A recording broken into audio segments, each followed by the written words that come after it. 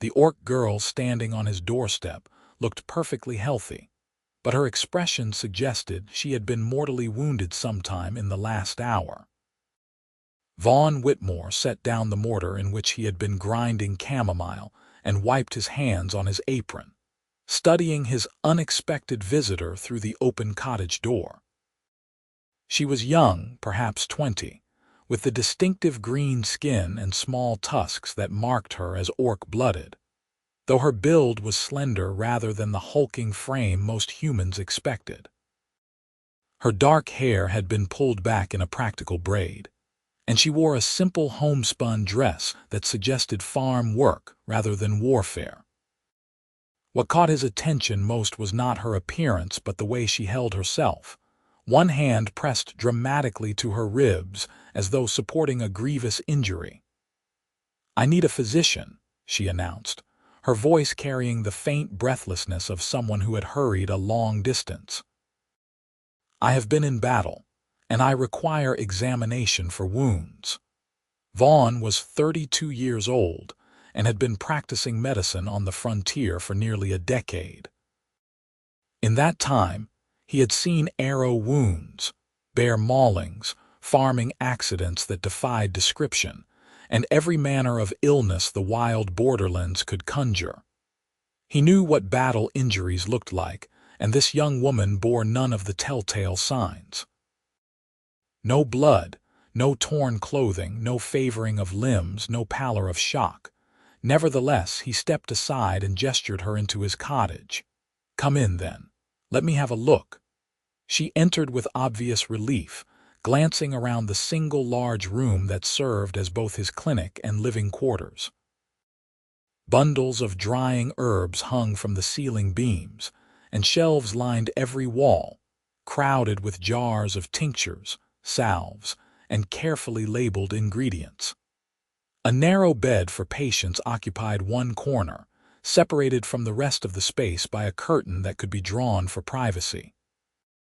The air smelled of lavender, rosemary, and the faint astringent tang of willow bark tea.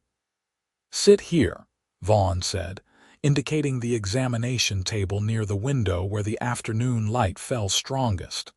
"Tell me about this battle." The orc girl settled onto the table with exaggerated care, as though every movement pained her. "It was fierce," she said solemnly, "at the market, just this morning." "The market," Vaughn repeated, keeping his expression professionally neutral. "What manner of combat occurred at the market?" "There was shouting," she said. "A great deal of shouting and accusations, very loud accusations." "I see." Vaughn folded his arms, beginning to understand. "Were weapons involved? Words," the girl said dramatically, "the sharpest weapons of all." Despite his professional composure, Vaughn felt a smile tugging at the corner of his mouth.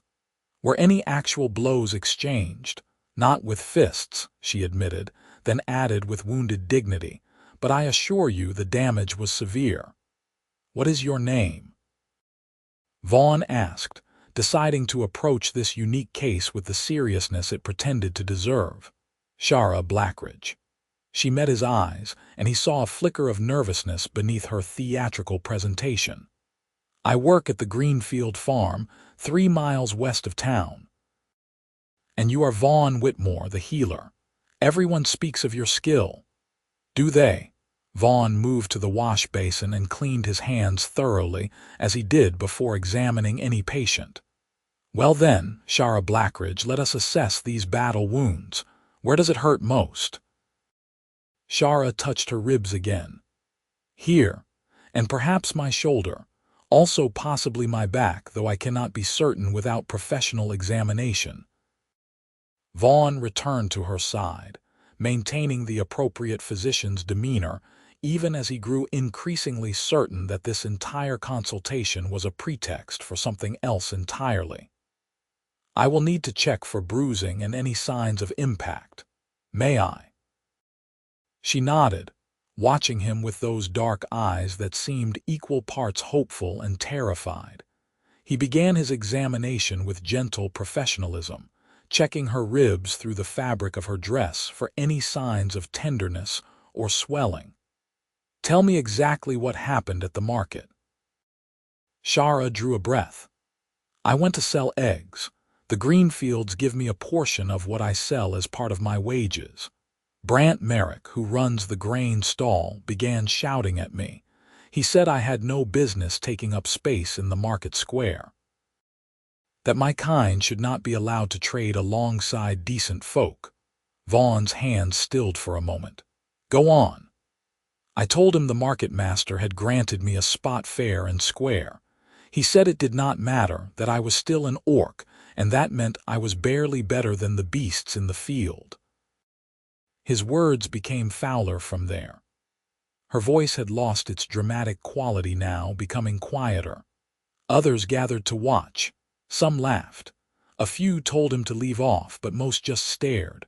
I tried to defend myself, to argue back, but every word I spoke he twisted into something ugly. He called me a savage. Said I probably could not even count the eggs I was selling, that I would cheat honest humans without even knowing it. Vaughn felt a familiar anger kindle in his chest, the same anger he felt whenever he encountered the casual cruelty that infected even frontier communities that should have known better. His examination had confirmed what he already knew: there was not a single physical wound on her. But the way she held herself, the tremor in her voice as she recounted the morning's events, told him that Brant Merrick had indeed inflicted damage. You have no broken ribs, he said quietly. No bruising that I can detect. Your shoulder appears sound. But I believe I understand the injury you have suffered. Shara looked down at her hands. I know I have no real wounds, I did not know where else to go, and I had heard you were kind, that you treated orc patients the same as humans. I thought perhaps. She trailed off, color darkening her green cheeks. You thought perhaps you wanted to be somewhere you felt safe, Vaughn finished for her, and you invented an excuse to justify coming here. Yes. The admission came out small and mortified. Vaughn pulled up a stool and sat down so they were at eye level. Shara, what Brant Merrick did to you at the market was cruel and unwarranted. Words can wound as deeply as any blade, sometimes more so, because the scars they leave are invisible. You are not wrong to feel injured, and you are not foolish for needing to be somewhere welcoming in the aftermath. She looked up at him, and he saw tears gathering in her eyes. I wanted to be brave, to not let his words matter, but they did matter, and I felt so small. Being hurt by cruelty does not make you weak, it makes you human. He paused. A poor choice of words, perhaps, but you take my meaning. A watery laugh escaped her. I think I understand. However, Vaughn continued, allowing warmth into his tone, in the future, if you wish to visit my cottage, you need not invent elaborate battle scenarios.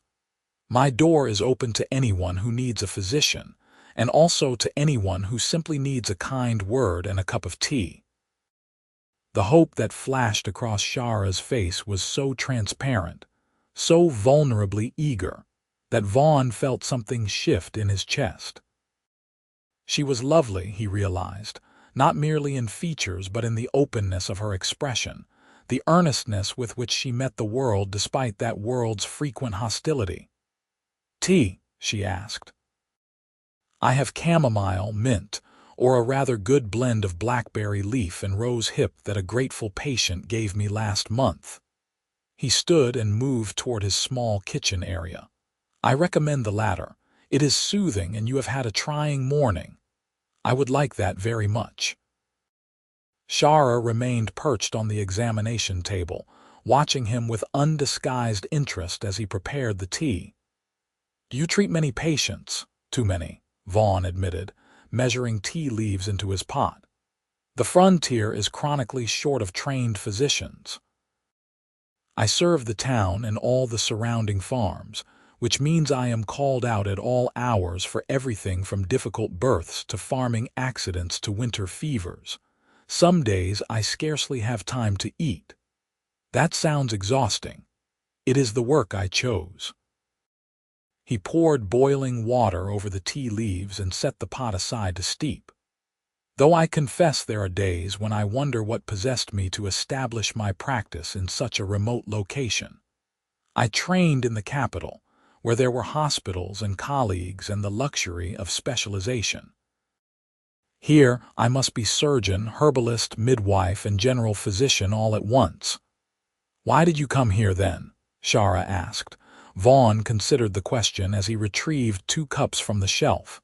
Because the need is greatest here. In the capital, a dozen physicians compete for each patient. On the frontier, people die of treatable conditions simply because there is no one to treat them. I thought I could make a difference. And have you? Some days I believe so. Other days I feel as though I am trying to hold back the tide with a teacup. He brought the tea to her, their fingers brushing briefly as she accepted the cup. But enough about my noble suffering. Tell me about the Greenfield farm. Do they treat you well? Shara wrapped both hands around the warm cup, inhaling the fragrant steam. Well enough. Mistress Greenfield is fair and the work is honest. I tend the chickens mostly and help with the kitchen garden. They gave me a small room in the barn which is warmer than it sounds. I have been there 2 years now. And before that, I moved between farms, taking whatever work I could find. My parents died when I was 16. Fever took them both within a week of each other. I had no other family, so I have made my own way since then. She said it matter-of-factly, but Vaughn heard the loneliness beneath the words. That must have been difficult. It was, but I survived. She sipped her tea, and a smile crossed her face.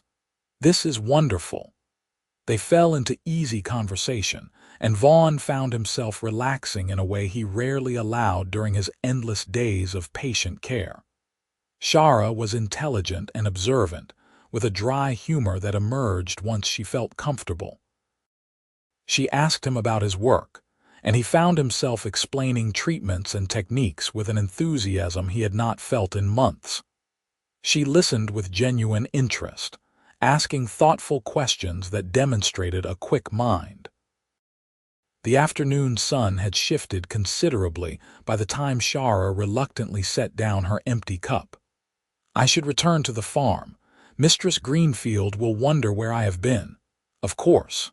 Vaughn stood as well, feeling an unexpected reluctance to see her leave. I am glad you came, Shara. Even under false pretenses.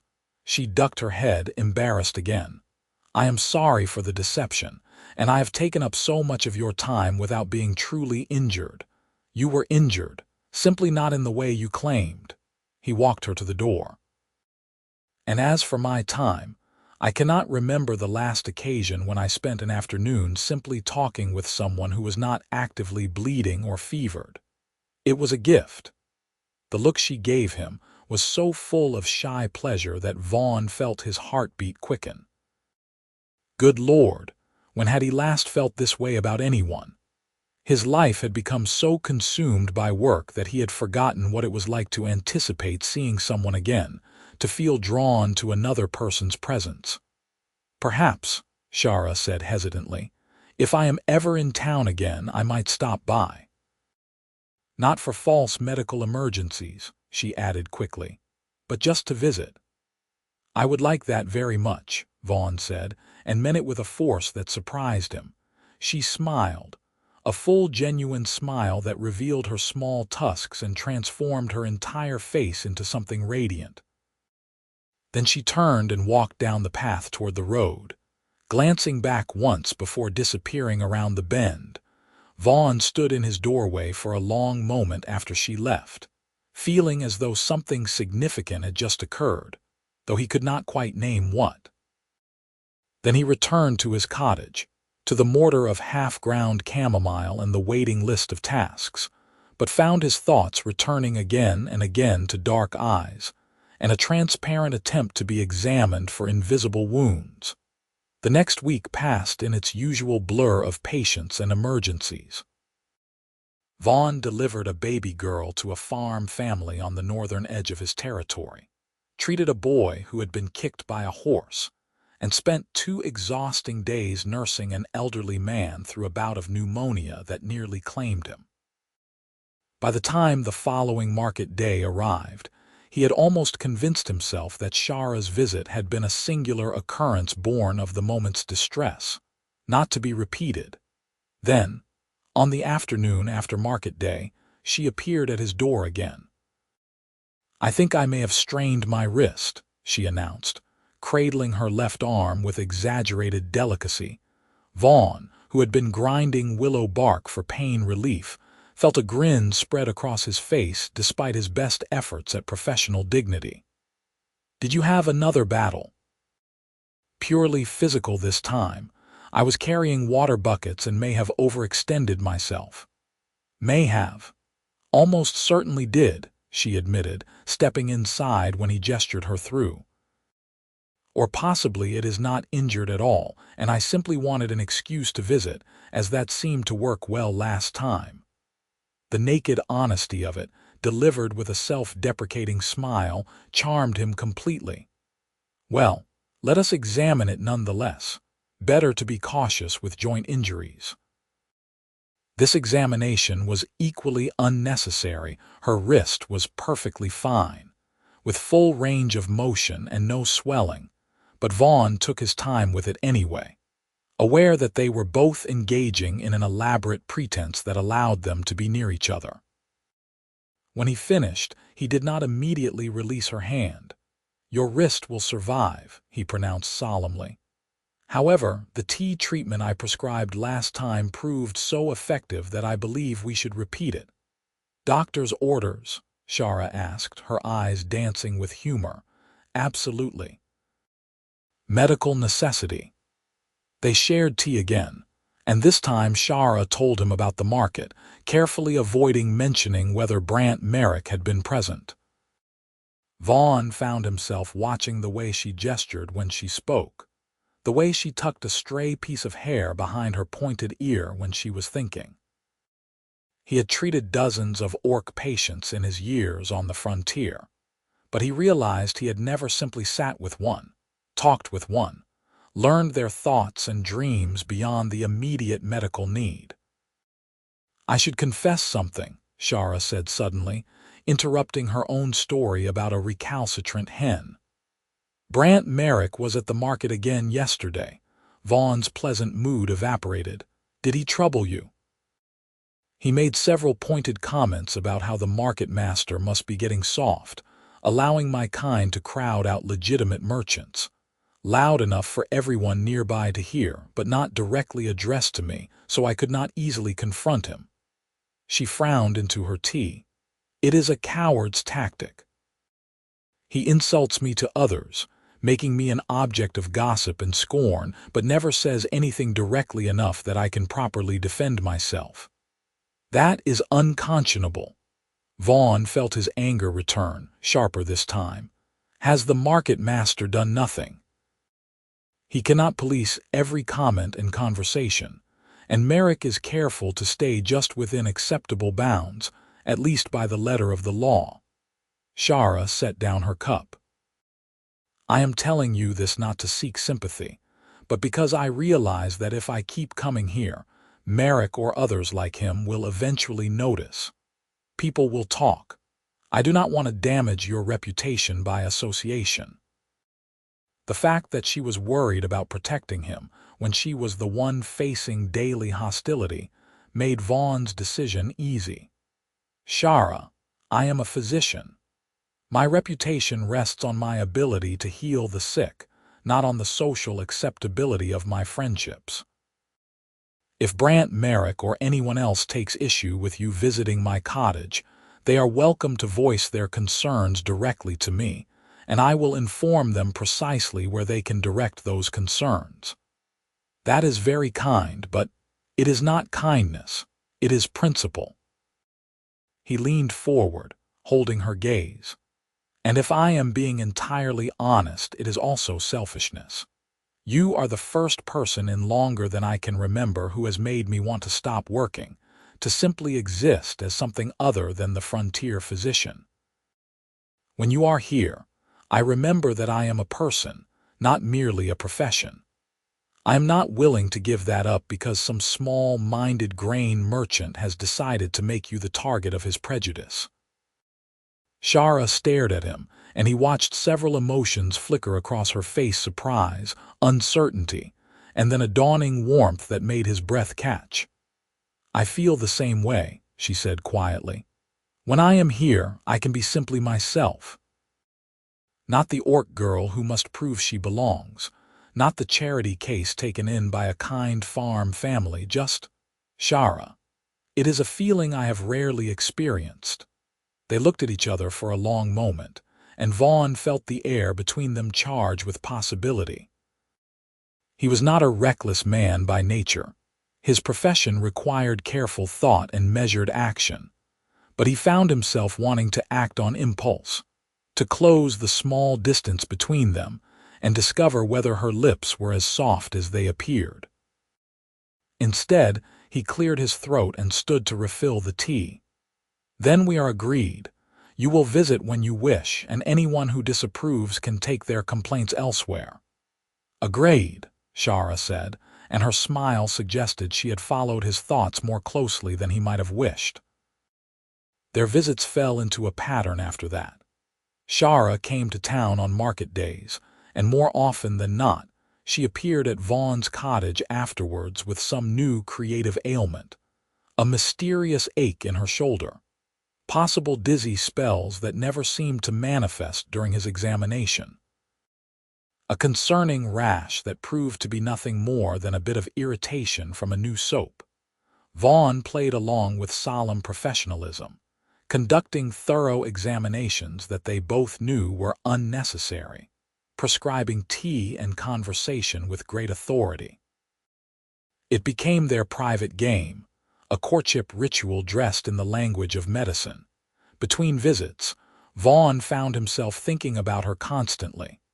He would be grinding herbs and remember something she had said that made him smile. He would be riding to a patient's farm and mentally compose stories to tell her about the journey.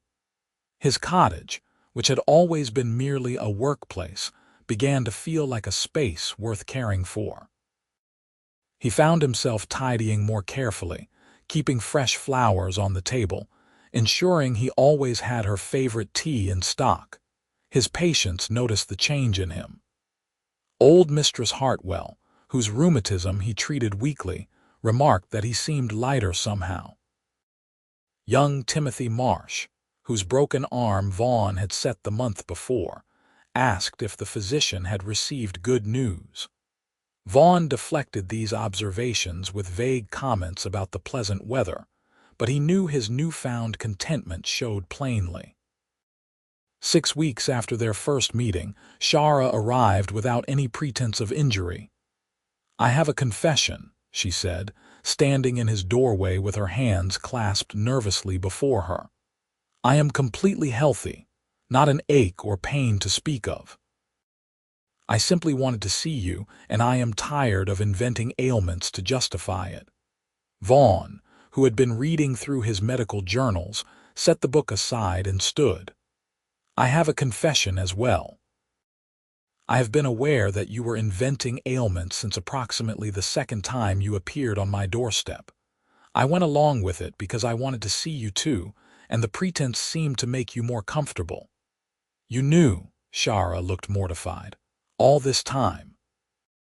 "Shara, you once claimed to be suffering from a sprained ankle and then walked perfectly normally the entire time you were here. You are many things: intelligent, kind, lovely beyond measure, but you are not a skilled actress when it comes to feigning injury." "Lovely beyond measure," she repeated, focusing on that phrase with laser precision. Vaughn realized what he had said and decided that after 6 weeks of elaborate courtship through medical pretense, there was no point in retreating now. "Yes, lovely beyond measure. I have thought so since the moment you appeared on my doorstep, claiming to be wounded from verbal combat. I have spent the past month and a half looking forward to your visits more than anything else in my life. And if I am reading this situation correctly, You have been inventing ailments because you feel the same way but were uncertain how to approach it directly. That is exactly correct, Shara said, taking a step into the cottage. I have been completely absurd about this entire thing. I should have simply asked if I could court you properly, but I was afraid you might say no, so I invented this ridiculous strategy of false injuries. Why would I say no? Because I am an orc, and you are a respected human physician, and the world has very clear opinions about such pairings. She said it bluntly, but he heard the vulnerability beneath. Vaughn crossed the space between them, stopping close enough that he could see the flecks of gold in her dark eyes. The world has many opinions, most of them wrong. I care nothing for what strangers think of my choices. I care only that you are intelligent and kind and make me laugh. I care that when you are near, my cottage feels like a home rather than a workplace. I care that I have fallen rather thoroughly for you, and I would very much like to court you properly, without the need for medical pretense. Shara's face transformed with joy. Truly, truly. He reached out slowly, giving her time to pull away, and took her hand. Though I will miss your creative descriptions of imaginary ailments, the mysterious traveling pain was particularly inventive. She laughed, the sound bright and unrestrained. I spent hours trying to think of symptoms that sounded plausible but vague enough that they could not be disproven. I know, it was adorable. Adorable, she muttered, but she was smiling.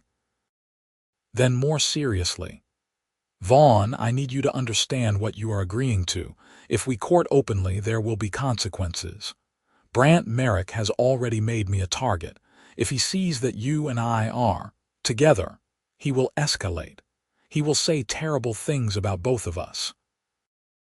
Others may join him. Let them. Vaughn squeezed her hand gently. I have spent my entire adult life trying to be the person everyone needed me to be, the dutiful student, the dedicated physician, the tireless frontier healer. For once, I would like to simply be a man who cares for a woman and does not give a damn what anyone else thinks about it. Then we are truly doing this, Shara asked, and he heard the hope and fear mingled in her voice. We are truly doing this. She moved before he could, rising on her toes to press her lips to his in a kiss that was brief and sweet and perfect. When she pulled back, she was grinning. I have wanted to do that for weeks. Only weeks. I have wanted to do that since our second meeting. Why did you not? Because I am supposed to be a professional, and kissing patients, even ones who are not actually ill, seemed like a violation of medical ethics. He smiled. But since you have just declared yourself completely healthy, I believe that concern no longer applies. He kissed her again, properly this time, and felt the last of the careful distance he had been maintaining dissolve. Her arms came up around his neck, and he wrapped his around her waist, pulling her close. She was warm and solid and real in a way that made all his abstract worries about propriety and social consequences seem laughably irrelevant. When they finally broke apart, both slightly breathless, Shara rested her forehead against his chest. I am happy, she said wonderingly. I did not expect to be this happy. Neither did I. Vaughn stroked her hair, marveling at the softness of it.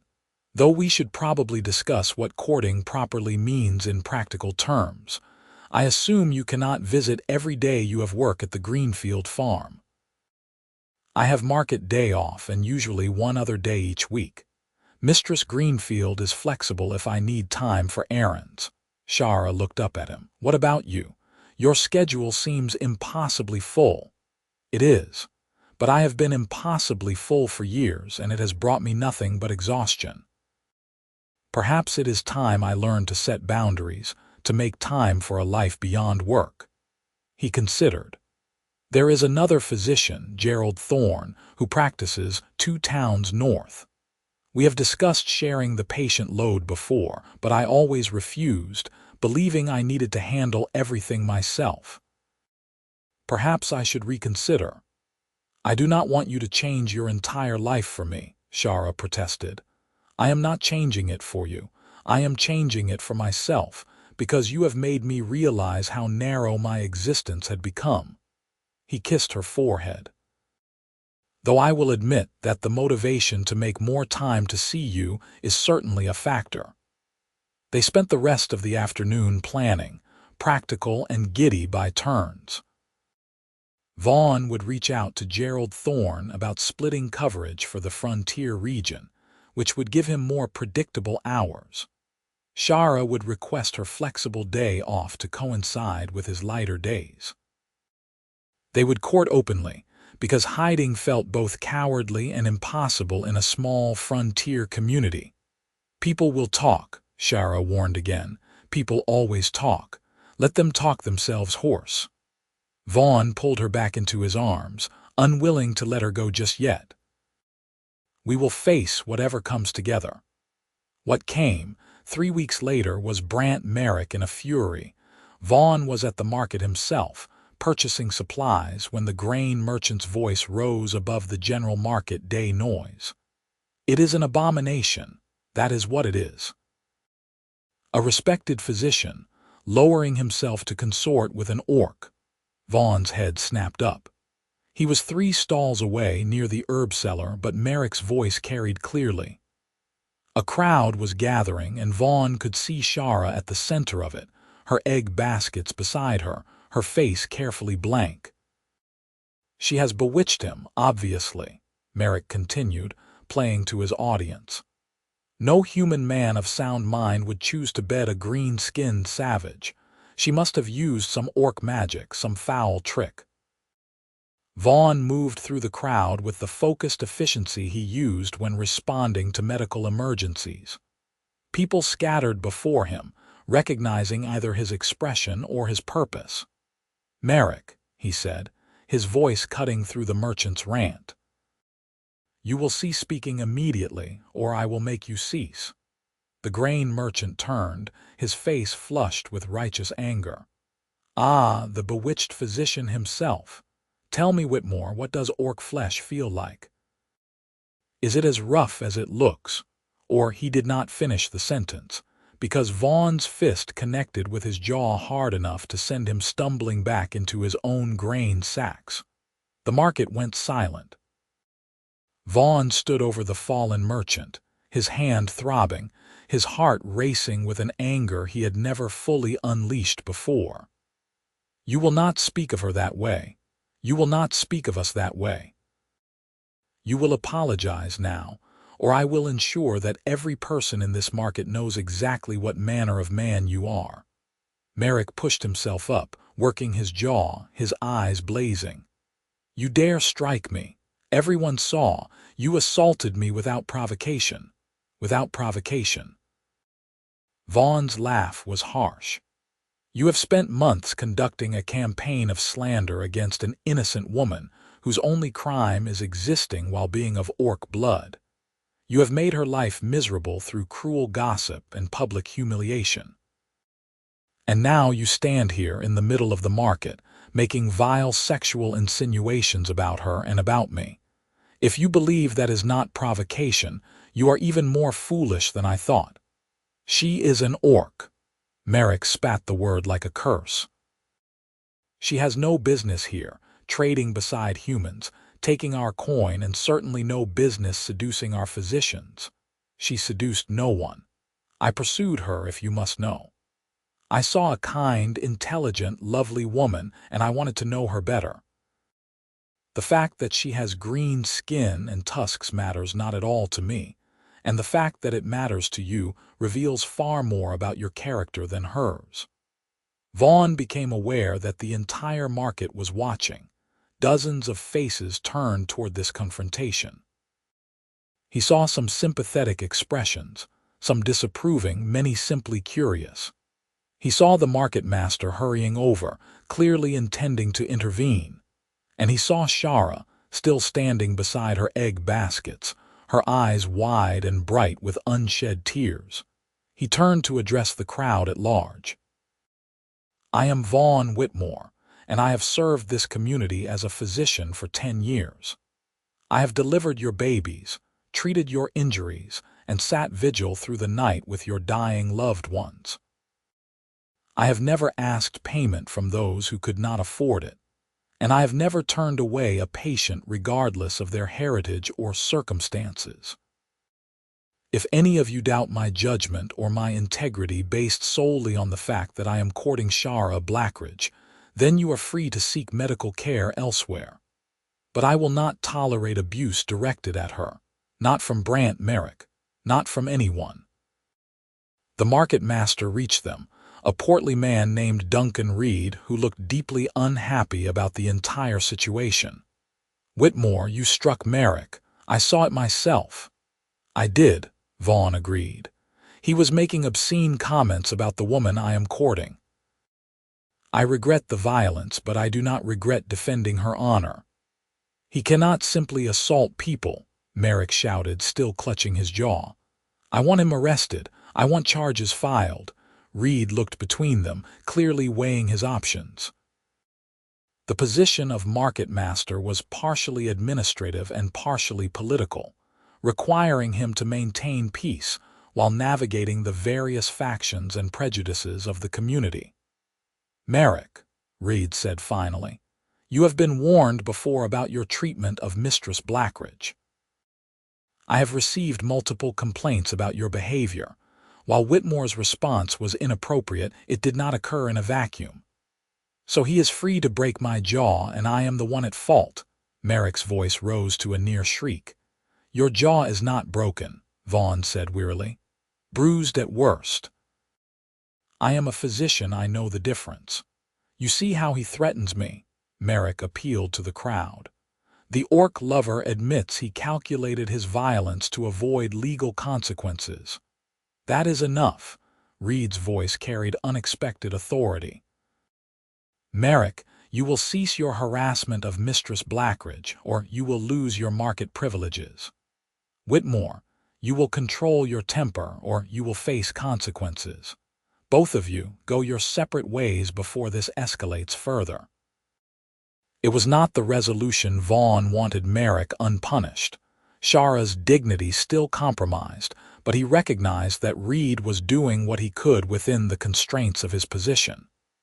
He nodded stiffly and turned away from the grain merchant.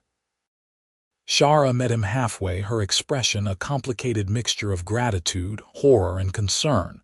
"You hit him." "I did. I probably should not have, but I do not regret it." He flexed his hand, wincing slightly. "Though I may have bruised my knuckles." Despite everything, a startled laugh escaped her. "Shall I examine them for injury? I think we have had enough medical drama for one day." He picked up her egg baskets. "Come, let us leave this place." They walked back to his cottage in silence, aware of the eyes following them. Only when they were inside with the door closed did Shara finally speak. "You should not have done that. You should not have risked your reputation, your standing, for me. My reputation will survive a single punch, and if it does not, then it was not worth preserving." Vaughn set down the baskets and reached for her, pulling her into his arms. "Shara, you cannot ask me to stand by while someone abuses you. It is not in my nature, and it should not be in yours to expect it." But Merrick was right about one thing: people will take his side. They will say you have been bewitched, corrupted, led astray. Let them say it. Let them believe whatever comforting fiction allows them to sleep at night. He tilted her chin up, making her meet his eyes. "I know the truth. You know the truth. That is enough." She searched his face, and whatever she saw there seemed to reassure her. "What happens now? Now I write a letter to Gerald Thorne and formalize our arrangement to share the patient load. I have been putting it off, but today has clarified certain priorities." He released her and moved to his desk. "And tomorrow, I will begin making inquiries about purchasing a larger cottage, one with room for an apothecary shop." "An apothecary shop?" Shara followed him, confused. "You are wasted as a farm hand. You have intelligence and curiosity, and these past months you have asked me more insightful questions about healing than most of my formal students ever did." He found a clean sheet of paper and his pen. "I thought perhaps you might be interested in learning the trade. The frontier desperately needs apothecaries who can prepare medicines and treat common ailments, freeing physicians to handle the more serious cases." Shara stared at him.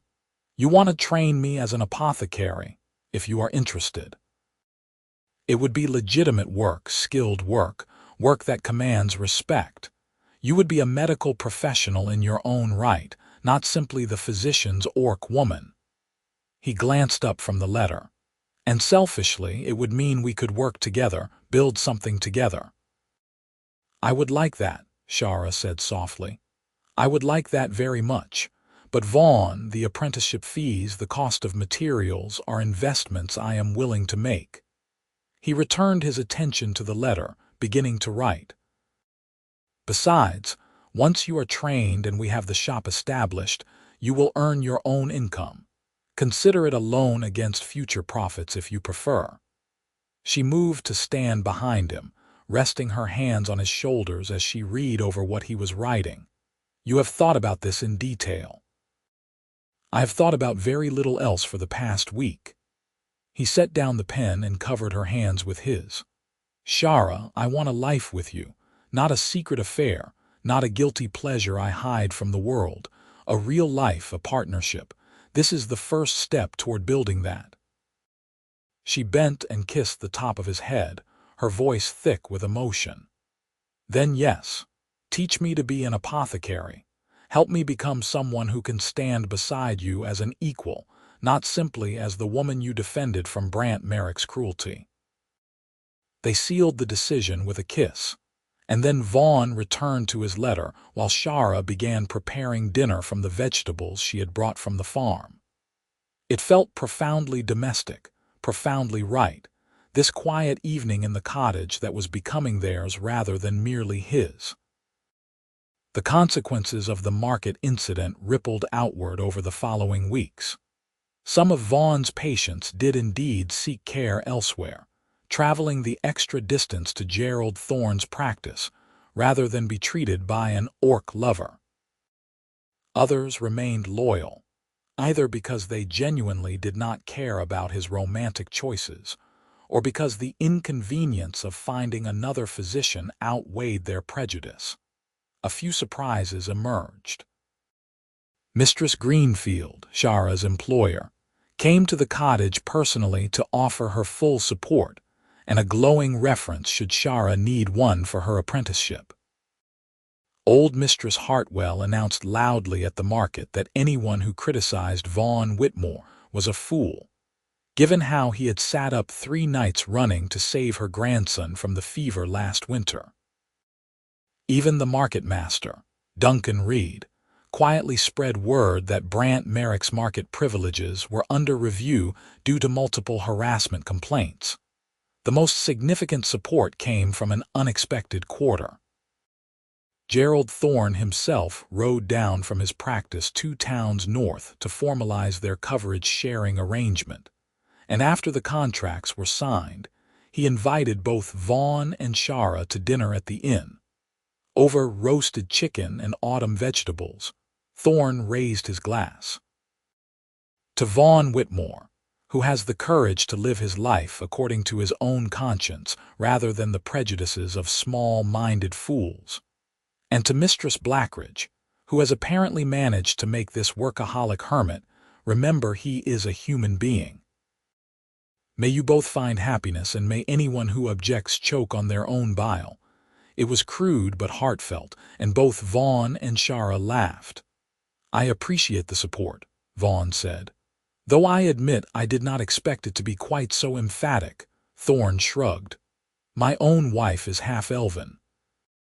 When we married 15 years ago, the gossip nearly destroyed both our reputations. But we persevered, and eventually people found other scandals to occupy their attention. They will for you as well." "Half-elven," Shara looked intrigued. "I would enjoy meeting her." "She would enjoy meeting you as well. She has often said she wished there were more mixed couples on the frontier, so she would not feel quite so isolated in her experience. Thorne refilled their glasses. You should visit us, once the initial storm has passed. Amanda would be delighted to have the company. They parted that evening with plans for a future visit and a formal apprenticeship arrangement. Thorne had trained 2 apothecaries himself and knew several others. He provided contacts and recommendations for Shara's education. More than that, his unquestioning acceptance of their relationship gave Vaughn a sense of relief he had not known he needed. They were not alone in this. Others had walked this path before and survived. Shara gave notice at the Greenfield farm a month later, after Vaughn had secured a larger cottage on the edge of town with space for both his medical practice and an apothecary shop. Mistress Greenfield was sorry to lose her but understanding, and she gave Shara a generous final payment along with several letters of reference. The cottage was perfect, a spacious main room that could serve as the shop and consultation space. 2 smaller rooms for private examinations and procedures, and a comfortable living area above reached by a narrow staircase. There was even a small workroom where Shara could prepare medicines, with good ventilation and plenty of shelf space. They spent a week moving Vaughn's supplies and equipment, organizing the new space, and beginning to acquire the additional materials Shara would need for her work. It was exhausting and exhilarating, this building of a shared life. They worked side by side, debating the best arrangement for the storage shelves, laughing at their mutual inability to hang curtains straight, stealing kisses when they should have been organizing inventory. On their first official day of business, they woke early to prepare. Vaughn would handle his regular patient appointments upstairs, while Shara managed the ground floor shop, selling prepared medicines and offering advice for common ailments. She was nervous they both were, but ready.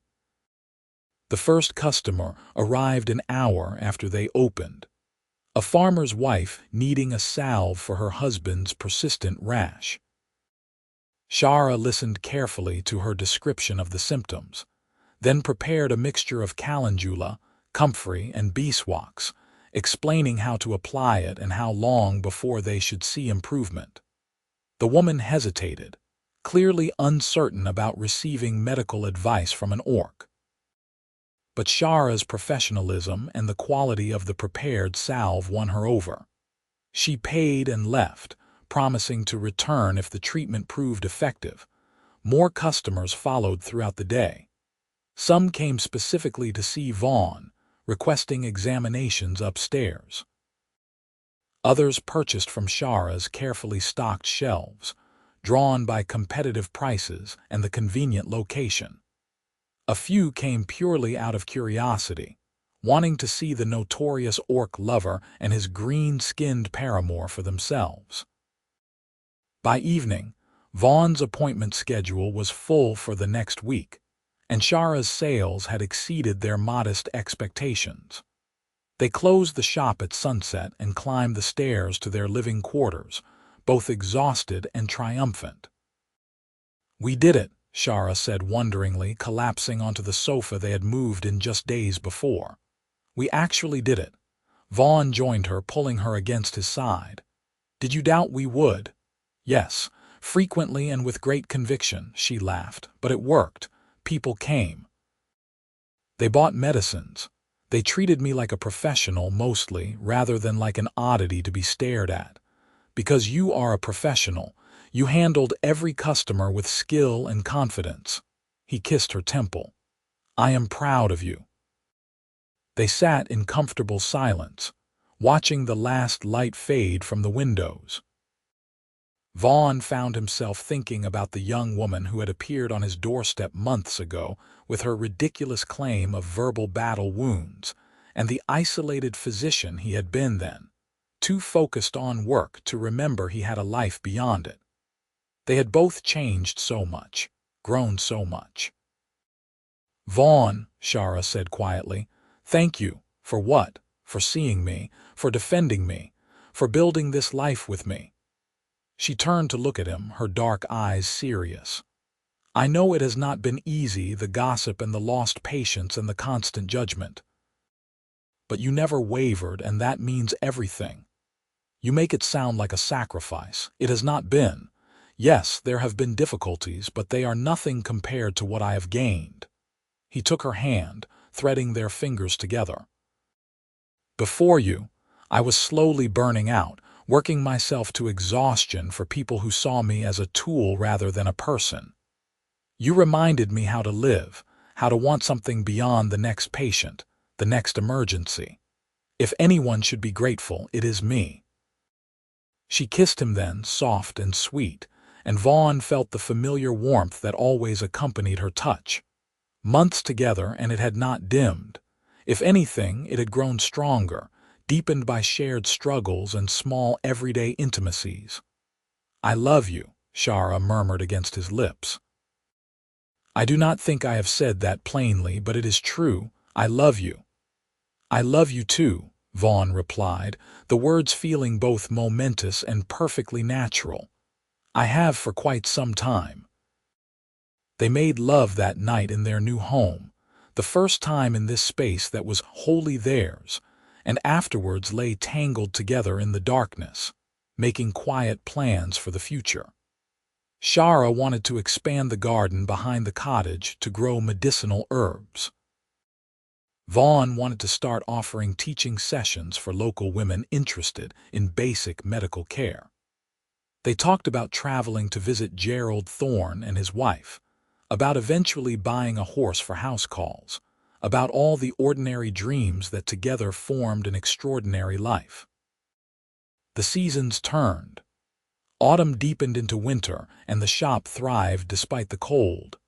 Shara proved to have a natural gift for the work, quickly mastering the preparation of tinctures, salves, and poultices.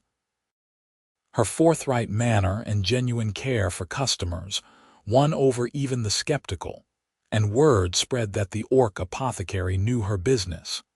Brant Merrick continued his complaints, but they grew increasingly hollow as Shara's reputation solidified. When he tried to organize a formal protest against allowing an Orc to practice medicine, only 3 people showed up, and 2 of them left when they realized what they had been recruited for. Duncan Reed quietly informed Merrick that his market privileges would be permanently revoked if he continued to harass local businesses, and that finally silenced him. Winter brought its usual challenges: injuries from ice, respiratory illnesses, the constant battle against cold and privation in a frontier community. Vaughn and Shara worked in tandem, he treating the serious cases while she managed the routine ailments and prepared the endless supplies of cough syrup, fever reducers, and warming salves. They fell into rhythms, patterns of partnership that felt as natural as breathing. Shara would wake first and prepare breakfast while Vaughn organized the day's appointments. He would handle morning consultations while she managed the shop. They would break for lunch together, stealing an hour of peace in the middle of hectic days. Afternoons and evenings were divided between patients, preparation of medicines, and the endless administrative work that accompanied any business. On the rare days when they had no urgent cases, they would close the shop and simply exist together, reading by the fire, taking long walks in the winter woods, making love in the afternoon light that slanted through their bedroom window. These moments were precious, reminders that they were more than just business partners, more than just allies against a prejudiced world. Spring arrived with the thaw, and with it came an unexpected visitor. Vaughn was treating a patient upstairs when he heard Shara's surprised exclamation from the shop below. He finished the examination quickly and descended to find a well-dressed woman of middle years speaking with Shara, her travel cloak still damp from the road. "Vaughn," Shara called when she saw him. This is Magistrate Eleanor Winters from the provincial capital. She has traveled 3 days to speak with us." The magistrate turned, and Vaughn recognized the sharp intelligence in her eyes. "Physician Whitmore." "I apologize for arriving unannounced, but I felt the matter warranted a personal visit." "What matter?" Vaughn asked, suddenly wary. "I have received a formal complaint from one Brant Merrick, alleging that you are conducting an illegal medical practice by allowing an unlicensed, unqualified orc to dispense medicines and medical advice." She held up a hand before either of them could respond. "Before you become alarmed, I should clarify that I am here because the complaint seemed so absurd that I wanted to investigate personally rather than sending subordinates who might be influenced by their own prejudices." Shara paled.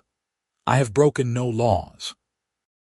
I sell prepared medicines and offer advice based on my training, which you received from," Winters asked, but her tone was curious rather than accusatory. "From me," Vaughn said. "I have been training her in the apothecary arts for the past 5 months. She has also studied with Gerald Thorne, a licensed physician 2 towns north, and with his recommendations she has been in correspondence with several established apothecaries throughout the province. You have documentation of this training."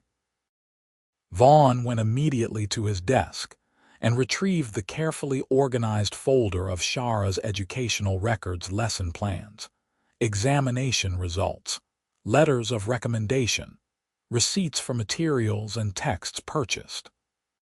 He handed the entire file to Winters, who began reviewing it with meticulous attention. The magistrate spent nearly an hour going through every document, occasionally asking questions about specific aspects of Shara's training. She examined the shop, reviewed the inventory, even questioned customers who came in during her inspection. Through it all, Vaughn and Shara stood together, united in their anxiety but refusing to show fear. Finally, Winters set down the last paper and looked at them both. "Your training program is more thorough than many formal apprenticeships I have reviewed. Your shop is clean, organized, and well stocked with appropriate materials. The customers I spoke with universally praised the quality of service they received." She paused. "There is no legal barrier to an orc practicing as an apothecary, provided they have appropriate training and supervision during the apprenticeship period, which you clearly have." The relief was so intense that Vaughn felt momentarily dizzy. "Then we are in compliance, completely. In fact, I am prepared to issue formal certification of Mistress Blackridge's apprenticeship status, which will provide legal protection should anyone else decide to challenge her right to practice." Winters produced a document from her case.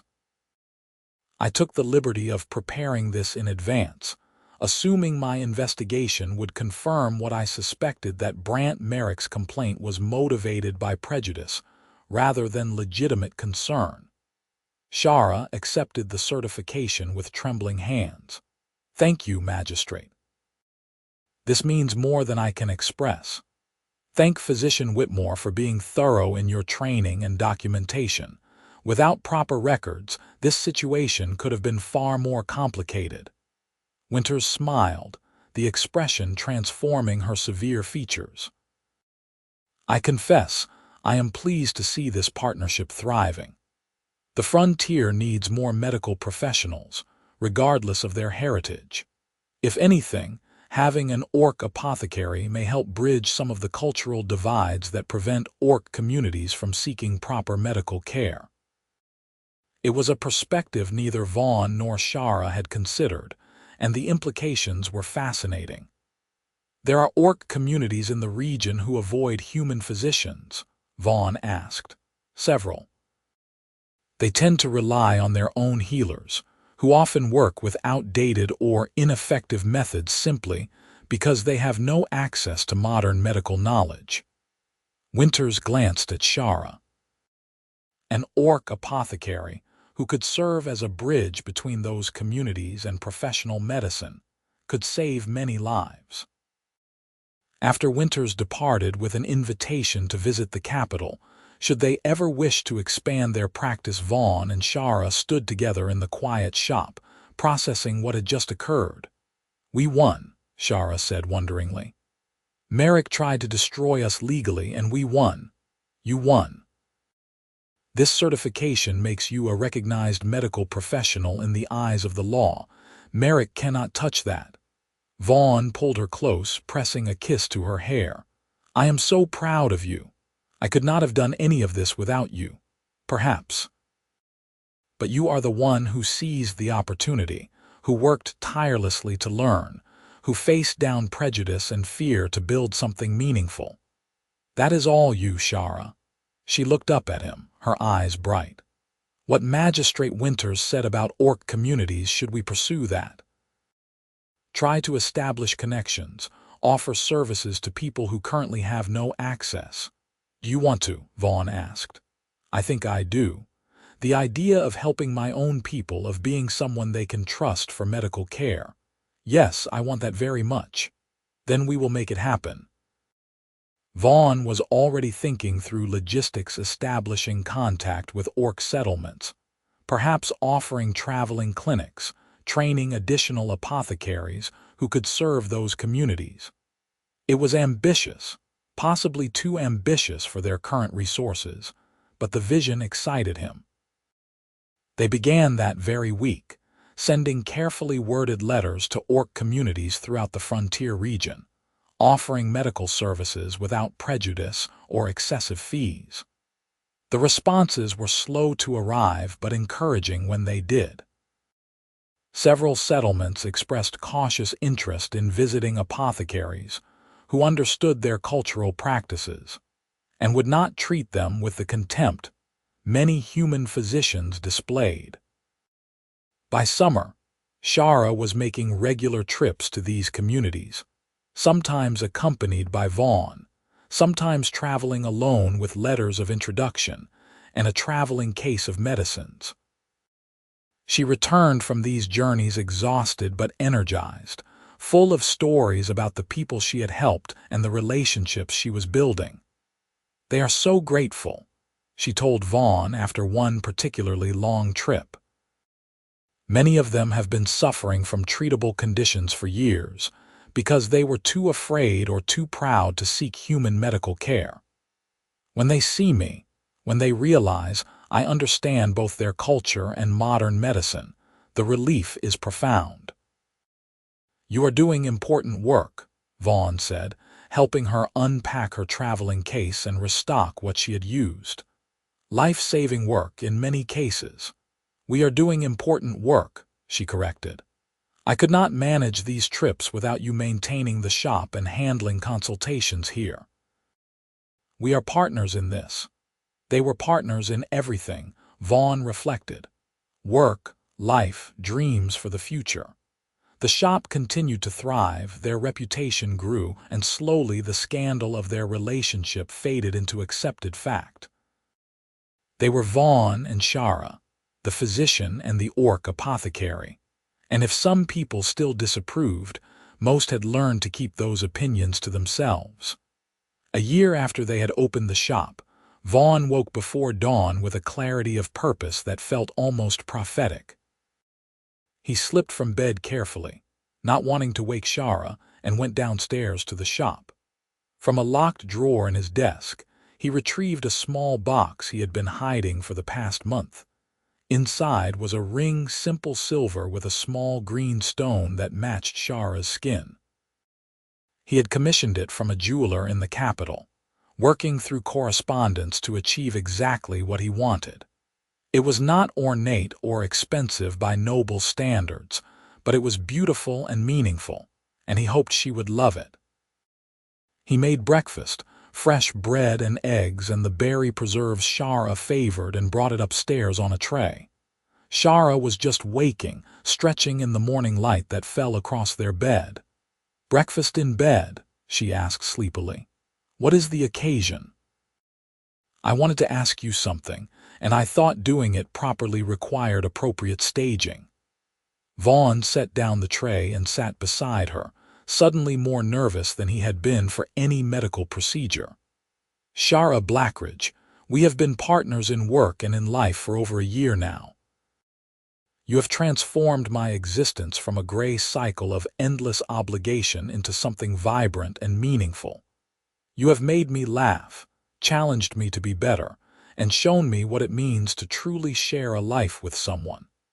I cannot imagine my future without you in it, and I do not want to try. He produced the ring box, opening it to reveal the silver band. Will you marry me? Shara's hands flew to her mouth, her eyes wide with shock and joy. Vaughn, if you need time to think about it, I understand. I know that marriage between human and orc is uncommon, that it may bring additional challenges. But I want to face those challenges with you as my wife, to build a life that is legally and spiritually bound, not just practically partnered. Yes, Shara said, the word half laughing, half crying. Yes, of course yes. I would marry you tomorrow if I could. Vaughn slipped the ring onto her finger and it fit perfectly. She admired it for a moment, then threw her arms around him, kissing him with an enthusiasm that sent the breakfast tray sliding precariously to the edge of the bed. They caught it just before it fell, laughing, and then the laughter turned to happy tears, to more kisses, to murmured promises and plans. They were married 6 weeks later in a simple ceremony at the cottage, with Gerald Thorne and his half-elven wife as witnesses, along with Mistress Greenfield and Duncan, Raid the market master, who had become an unexpected ally. Magistrate Winters sent a letter of congratulations and a beautifully bound medical text as a gift.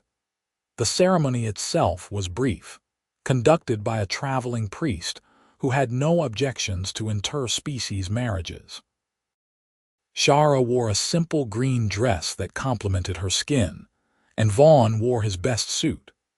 They exchanged vows in the garden behind the cottage, surrounded by the medicinal herbs Shara had planted and tended throughout the year. I promise to stand beside you, Vaughn said, holding both her hands in his, to support your dreams, to defend your dignity, and to love you without reservation for all the days of my life.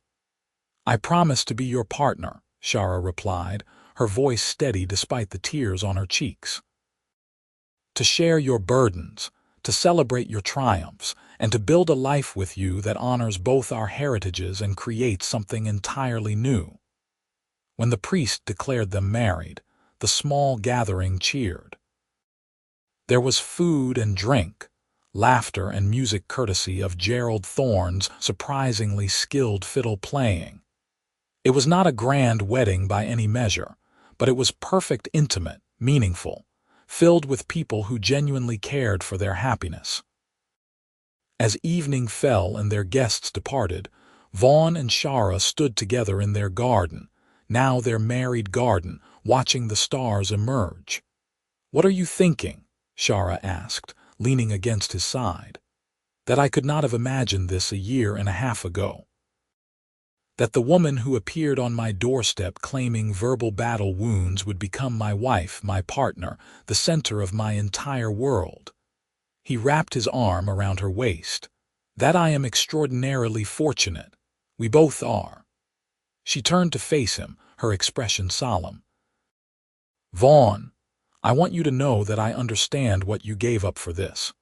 The patience you lost, the standing you sacrificed, the easier life you could have had with a human wife who would not bring constant complications.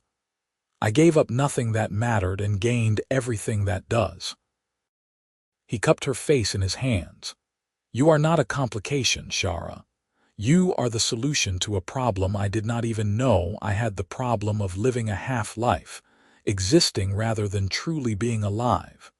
I would make the same choice 1,000 times over." They kissed there in the garden, husband and wife now, and when they finally went inside to their home, it felt like the closing of one chapter and the opening of another. The years that followed were not without challenges. Prejudice did not vanish simply because they loved each other, and there were always those who disapproved or sought to cause trouble. But Vaughn and Shara had built something solid, a respected medical practice, a network of allies and friends, a reputation for competence and integrity that shielded them from the worst of the hostility. Shara's work with orc communities expanded, and she became known throughout the frontier as a healer who bridged cultural divides. She trained 2 orc apprentices who went on to establish their own practices in remote settlements, spreading access to modern medicine to people who had long been denied it. Vaughn continued his work as a physician, but with better boundaries and a more sustainable pace thanks to his partnership with Gerald Thorne. He had time now for research, for teaching, for the parts of medicine that had always excited him but been crowded out by constant emergency care. 2 years into their marriage, Shara discovered she was pregnant. It was unexpected. Interspecies conception was rare though not unheard of, and both thrilling and terrifying. They prepared as best they could, reading every text on mixed heritage births they could acquire, consulting with physicians who had experience with such cases. Their daughter was born on a crisp autumn morning, healthy and beautiful, with her mother's green-tinted skin and her father's hazel eyes. They named her Gwyneth, and she was perfect in every way that mattered. Holding his daughter for the first time, Vaughn felt a fierce protectiveness unlike anything he had known before. This child would face challenges he and Shara had never encountered, growing up between 2 worlds, fully belonging to neither. But she would also have advantages: parents who loved her unreservedly, a community that was slowly learning acceptance, and the knowledge that she was wanted and cherished exactly as she was. "She is going to change the world," Shara murmured, watching as Gwyneth's tiny fingers wrapped around Vaughn's much larger one. "The first generation of children who are openly, proudly both human and orc. Think what that means for the future." "I am thinking what it means for the present," Vaughn said, unable to tear his gaze from his daughter's face. "That we created this miraculous person, that we get to raise her, teach her, show her how to be strong and kind and true to herself." Gwyneth grew quickly, a bright and curious child who kept them constantly busy. The shop had to be reorganized to accommodate a toddler, then a young girl who wanted to help with everything despite usually creating more work than she saved. Customers grew accustomed to seeing little Gwyneth underfoot, carefully grinding herbs under her mother's supervision or organizing bandages according to her own mysterious system. When Gwyneth was 3, Shara became pregnant again, and this time they welcomed a second daughter, Violet. 2 years later came Kira, and the cottage that had once seemed spacious grew considerably more crowded. They discussed expanding, perhaps building a separate building for the shop, but ultimately decided that the organized chaos of their combined home and business was part of what made their life work. The girls grew up immersed in medicine, learning the names of herbs before they could properly read, understanding anatomy through the discussions that filled the dinner table. Gwyneth showed particular aptitude for surgery and emergency care, her steady hands and calm demeanor making her a natural assistant in crisis situations. Violet was drawn to the apothecary work, spending hours with Shara learning the precise measurements and combinations that turned simple ingredients into effective medicines. Kira, still young, seemed fascinated by the business aspect, always asking questions about pricing and inventory and how they decided what to stock. "We are raising a medical dynasty," Vaughn joked one evening, watching as all 3 girls helped prepare salves for the next day's shop opening. We are raising competent, compassionate humans, Shara corrected, though she smiled. If they choose to follow our profession, wonderful. If they choose something else entirely, that is also wonderful. What matters is that they know they have choices, that their heritage is a strength rather than a limitation. It was not always easy. The girls faced questions and sometimes cruelty from other children who had learned prejudice from their parents. Gwyneth came home crying more than once because someone had called her a half-breed. Violet got into a fistfight defending her sister's honor and was sent home from school with a black eye and a note of reprimand. Each incident broke Vaughn's heart and made him furious in equal measure. But he and Shara dealt with each situation carefully, teaching their daughters to be proud of who they were while also understanding that changing minds was a slow process. Some people will always hate us for being different, Shara told Gwyneth after one particularly difficult day. That hatred is their problem, not ours. What we can control is our own response. We can choose to be kind, to be professional, to be so undeniably competent that they cannot dismiss us. And slowly, over time, we change the world not through grand gestures, but through consistently proving that we deserve respect. It was a lesson Vaughn had learned from Shara herself, watching her win over skeptical customers and hostile communities through sheer determination and skill. Their daughters absorbed it, growing into confident young women who knew their worth. The shop continued to prosper. What had started as a small frontier medical practice had grown into a regional institution.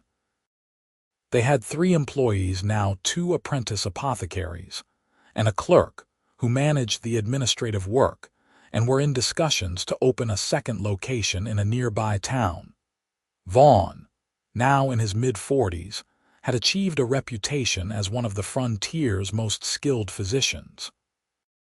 He published papers in medical journals, trained young physicians who sought him out specifically, and served as a consultant for difficult cases throughout the region. But what he was most proud of was the work he and Shara had done to make medical care accessible to orc communities, breaking down barriers that had existed for generations. Shara, for her part, had become a respected authority on interspecies medicine, her expertise sought by physicians dealing with the rare but increasing number of mixed heritage patients.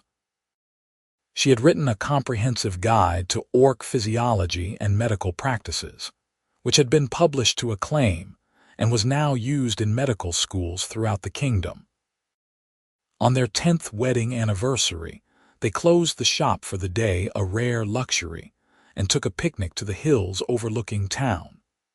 The girls were old enough now to be left with Gerald and Amanda Thorne for an overnight visit, giving Vaughn and Shara a precious span of time entirely to themselves. They spread a blanket on the hillside and ate cold chicken, fresh bread, and the strawberries that Kira had insisted on picking that morning. The summer day was perfect, warm with a gentle breeze that carried the scent of wildflowers. 10 years, Shara said, leaning back on her elbows and surveying the valley below. Sometimes it feels like yesterday that I was inventing ailments to justify visiting your cottage. Sometimes it feels like a lifetime ago, Vaughn countered. So much has changed. You ever miss it? The simplicity of those early days. Vaughn considered the question seriously. No, I miss having more time alone with you, certainly. I miss the novelty of discovery, learning everything about you for the first time. But I would not trade our life now, the children, the expanded practice, the impact we have made for anything. Even though it is harder, more complicated, especially because it is harder and more complicated. Easy things rarely matter, Shara. We have built something that will outlast us, that has already changed lives and will continue to change them long after we are gone. That is worth every difficulty, every sacrifice. She reached for his hand, threading their fingers together as she had that first day when he had examined her imaginary wrist injury. I love you. I do not say it often enough amidst all the chaos of daily life, but it is always true. You are my partner, my best friend, the person I want beside me for every triumph and every disaster. I love you too. Vaughn pulled her close, kissing her temple. You are the best decision I ever made, even if you did trick me into it with fabricated battle wounds. She laughed, that bright, uninhibited sound he had fallen in love with. I was so transparent about the whole thing. I cannot believe you played along as long as you did. I played along because I wanted you to keep coming back. Because even that first day, I knew there was something special about you, something I did not want to lose. He paused. I fell first, you know. I know. I could see it in your eyes, the way you looked at me even when you were pretending to conduct a professional examination. She shifted to face him fully. I was terrified and thrilled in equal measure. Terrified that I was misreading everything, that you would reject me. Thrilled that maybe, just maybe, this brilliant, kind, handsome man might actually want me. Want you.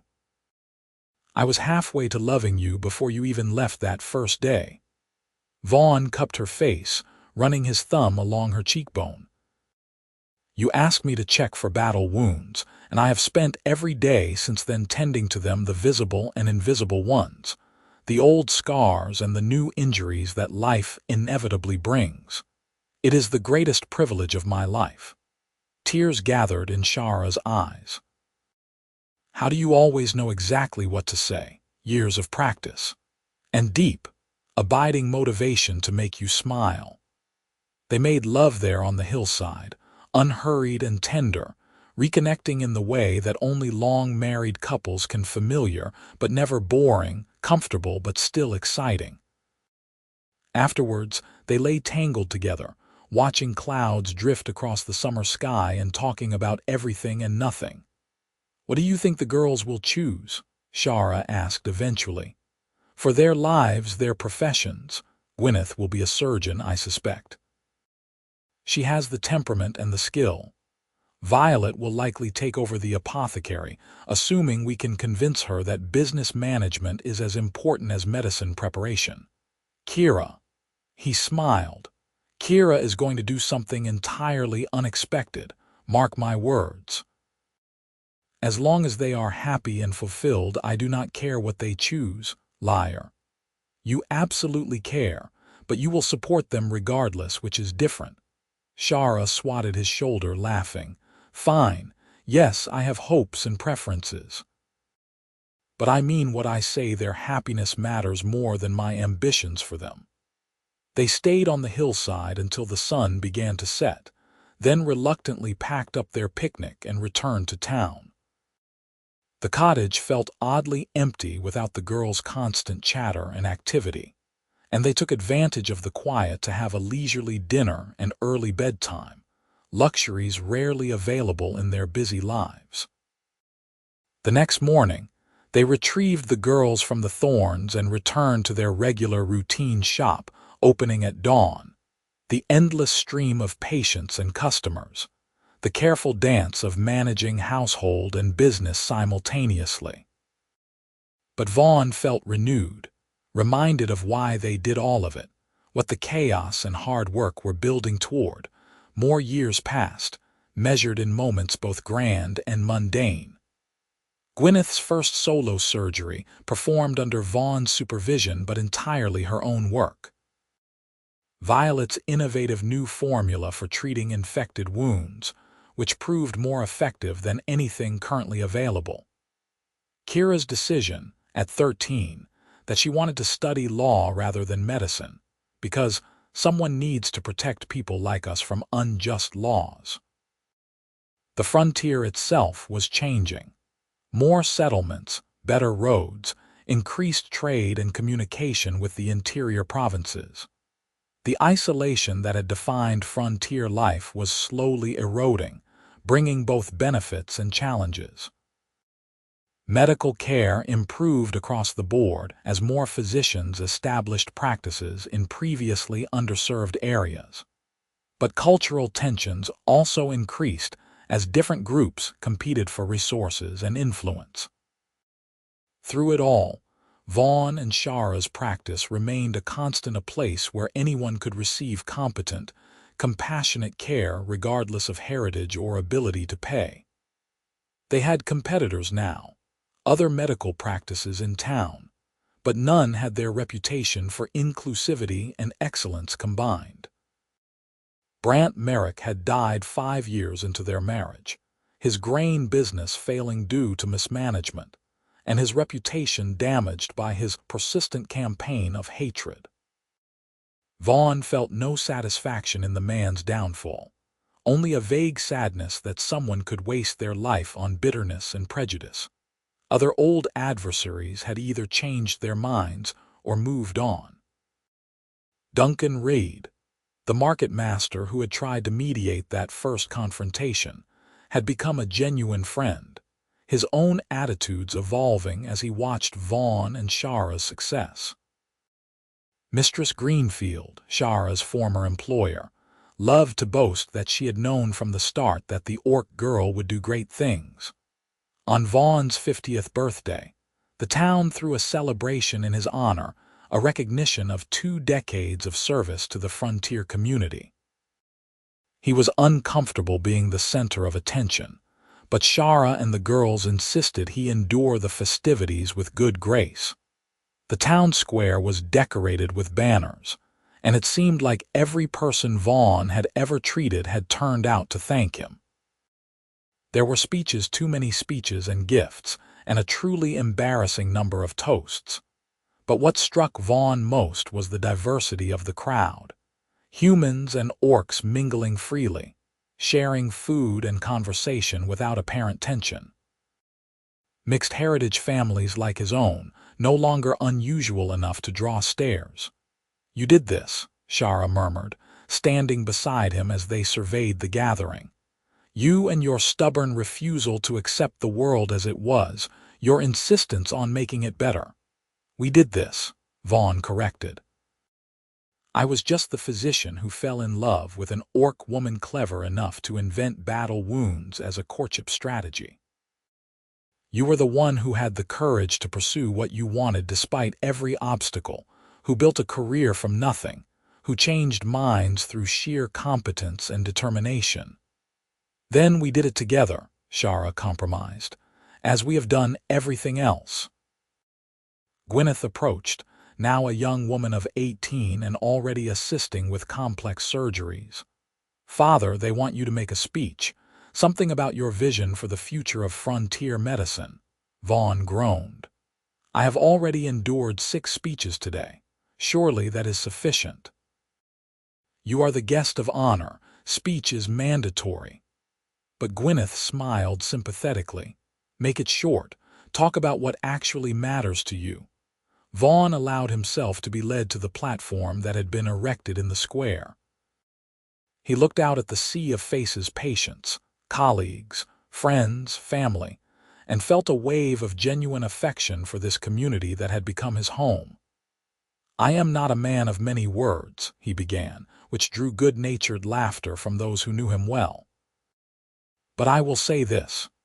When I came to the frontier 20 years ago, I thought I was here to practice medicine, to treat the sick and injured.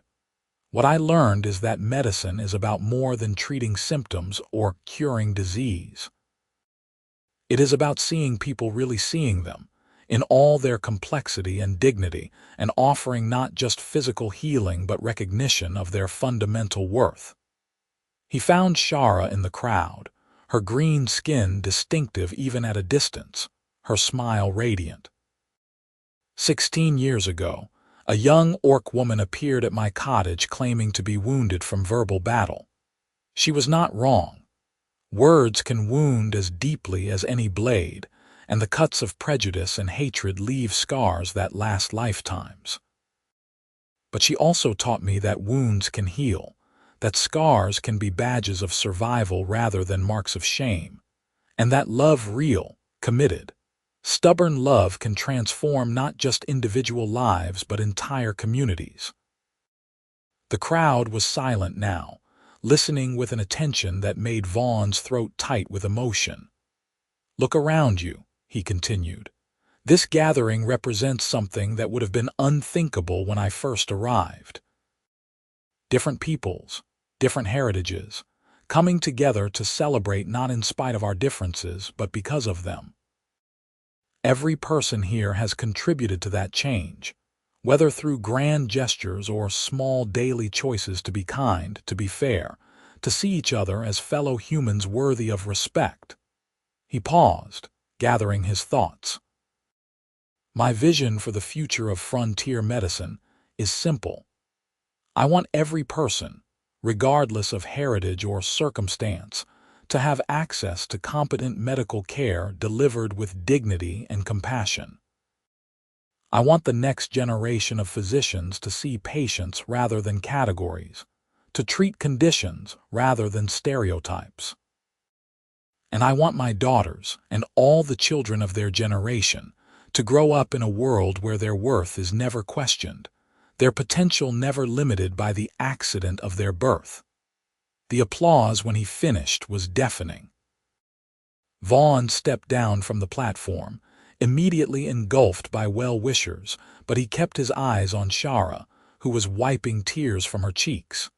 When he finally reached her, she threw her arms around him without caring who was watching. "That was perfect," she whispered against his shoulder. "You were perfect. I just told the truth." He held her close, aware that they were creating a spectacle but unable to bring himself to care. "About you, about us, about what we have built together." The celebration continued into the evening, and by the time they finally returned home, Vaughn was exhausted but content. The girls had stayed with friends, giving him and Shara another rare night alone. They sat together on the sofa in their living quarters, Shara's head on Vaughn's shoulder, comfortable in the silence that came from decades of shared experience. "You remember," Shara said eventually, "that first day when I asked you to check me for battle wounds. How could I forget? It is the day my life truly began. I was so nervous, so certain you would see through my ridiculous excuse and send me away. I did see through it. I just did not want to send you away." Vaughn kissed the top of her head. "Best false medical emergency I ever treated." Shara laughed softly. "All these years later, and you are still tending my wounds. The invisible ones that society inflicts, the doubts and fears that creep in despite all our success. And you are still tending mine, reminding me to rest, to eat, to be a person rather than just a profession. Giving me reasons to stop working and remember why the work matters in the first place." He shifted so he could see her face. "We make a good team, the best team."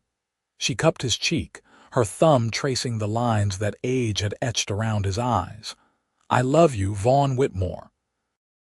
Today, tomorrow, and all the years beyond. Thank you for seeing me, for defending me, for building this extraordinary life with me.